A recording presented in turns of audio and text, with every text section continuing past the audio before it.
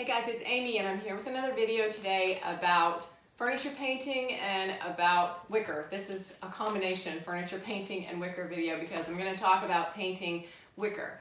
So if you're interested in how to make shiny white wicker that's kind of out of style look more like natural wicker, even though it's not really, but it looks more like it, stay tuned because I did all the experimenting. I tried all the different paint colors and combinations so that I could give you a really good report on which ones I thought worked the best and looked the most natural. So stay tuned and I'll give you all the details. If you haven't done it yet, check the link down below to download my furniture flip pricing worksheet. Those of you who are interested in furniture flipping, I know a lot of you watch this channel for that, and it's not the only thing I talk about, but it is something that has a helpful resource down there if you're interested in it. It helps you find several different ways to calculate what you can ask for something that you're trying to flip or how much you can pay for something and still make the profit that you want. It gives you several different kind of ways to calculate that and also to keep track of your expenses and your profits. So check that out in the link below. All right, well, a few months back or last year, I don't know, it was quite a while back, I did a video about how to turn a painted piece of wicker into something that looks like natural wicker again, even though it's painted. You have to paint it back to that color. You can't really strip the paint off wicker, especially if it's those heavy, shiny white factory finishes. And those are not in style anymore, and so some of us are interested in painting them to look natural again. I'll try to show you an inset picture of this set of wicker that I bought a while back. It's been a few months, but I bought it at my local thrift resale store. And this little desk right here, it was shiny white before, and there was a hutch top also, which I'm probably going to use separately as a shelf. And then there was this little chair, which is not in great shape, but I bought all three of them. They were shiny white. For those of you who are in part of this continued debate about whether it's right or wrong to paint furniture, I know a lot of people who love natural wood finish and think it's terrible to paint over it.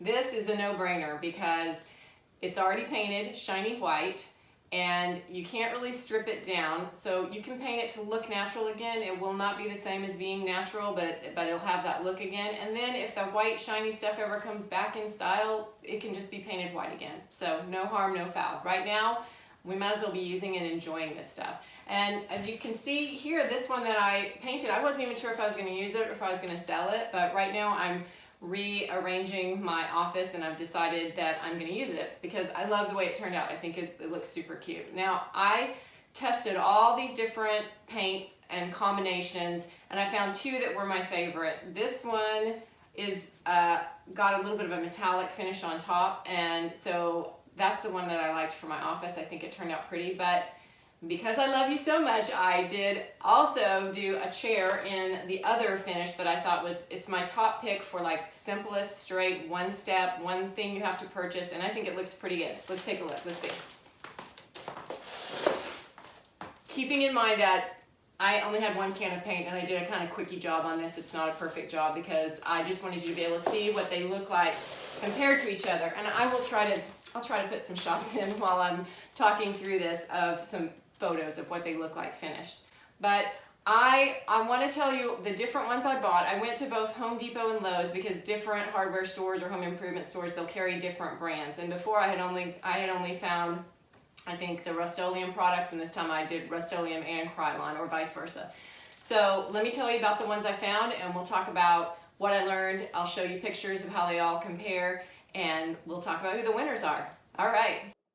All right, so the 5 contenders that we have today are 3 from Krylon, which I got at Lowe's, and 2 from Rustoleum, which I got at Home Depot. The first Krylon is Fusion in Satin Khaki is the color. The second one, Krylon Specialty Camouflage in Flat, and then Krylon Fusion in Hammered Brown. Of the Rustoleum, we have Rustoleum 2x Ultra Cover Nutmeg Satin, and that's the one I used in the last video by itself. And then Rustoleum Metallic in Champagne Bronze.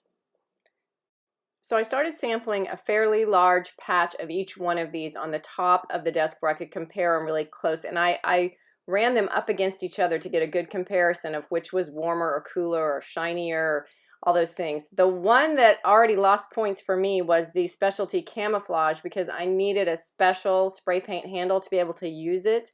And so that made it less attractive in my book. But if you are spraying a lot, I do recommend getting one of those handles that you snap on, and it makes it easier to spray. I have rheumatoid arthritis, and so spraying something that's difficult to push down isn't worth spending a lot of time on to me.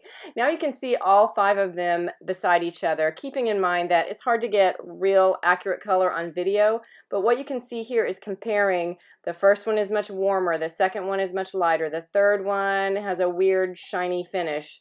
It enables you to compare and contrast the differences between each color to each other. And so right away I found that I had 2 winners, and they were the nutmeg right there that I used before, and the very first one on the left called the satin khaki. Those 2 looked the closest to me. And then I liked the gold, but when the gold was used all by itself on top of the shiny white, it just looked too much like somebody's disco project that they just wanted to turn all their furniture into a shiny gold creation. And so I decided to experiment with using the gold lightly on top of the nutmeg to see if that could get a look that we would like.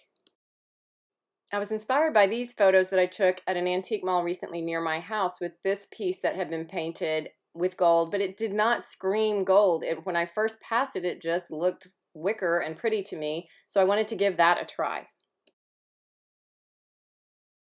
So once those swatches dried enough, I went and just pulled some old various wicker pieces that I found in my house, and I set them on top of the desk to kind of compare what the real thing looked like compared to the paint I had. And in that case, I really felt that there were kind of 3 things that were still in the running, and that was it. The gold was the right color, kind of, but too shiny, so I thought the nutmeg with a little of that warmer gold on top could work.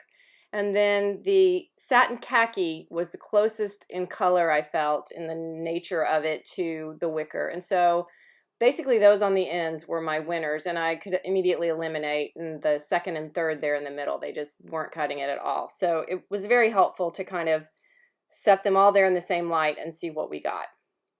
So after a little more experimenting, I decided that I was going to paint my desk with the nutmeg with that bronze, champagne bronze on top. And with that decided, I even got a little volunteer to help me. Once you have one of those handles, it definitely makes spraying easier. So I recommend picking up one of those.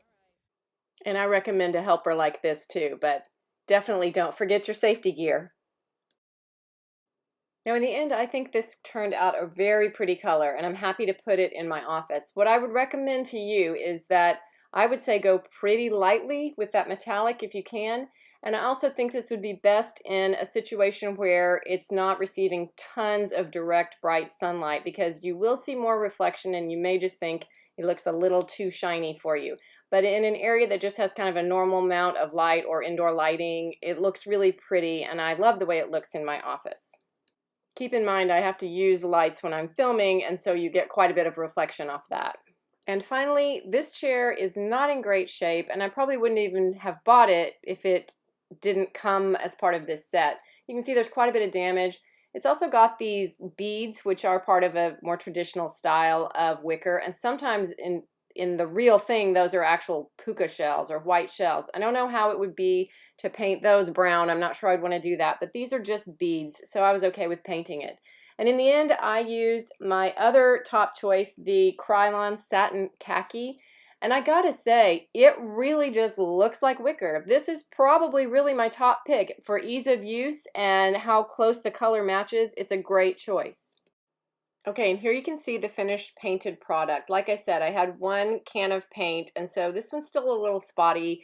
If I were doing this for my use, I would probably spend a little more time, a little more paint, make it look better. But I really think overall it was a good outcome, and I think this is the closest to wicker with 1 shot that you can get. That is the Krylon Fusion Satin Khaki. And here you can see both pieces. I do think that the other one is quite pretty too. If you like something that's not quite as warm and yellow and has a little more of a sheen to it, that one is the Rustoleum Nutmeg Satin with the Rustoleum Metallic Champagne Bronze lightly on top. You could probably use any gold metallic on top and get that warmer look. So that's what that looks like. Guys, I hope that this experiment was helpful to you, and My son says that if I talked about Legos and Minecraft, I would get a lot more views. So if you like Legos or Minecraft, leave me a like.